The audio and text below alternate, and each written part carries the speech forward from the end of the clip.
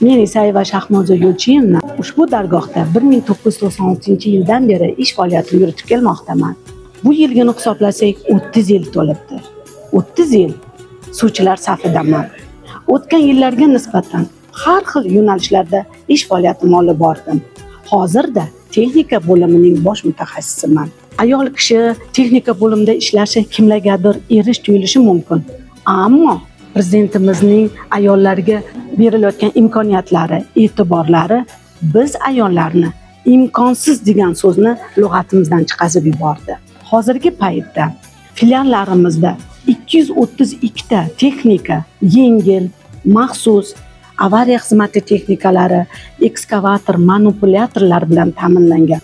Bu esa o'tgan 10 yilga nisbatan 10 barobar ko'pdir.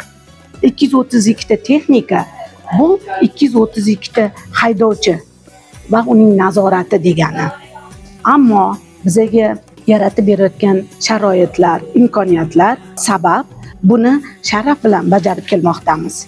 Bir so'z bilan aytganda, bunday imkoniyatlar, bunday sharoitlar hech qachon bo'lmagan. Men buni o'zimning tajribam asosida aytmoqdaman.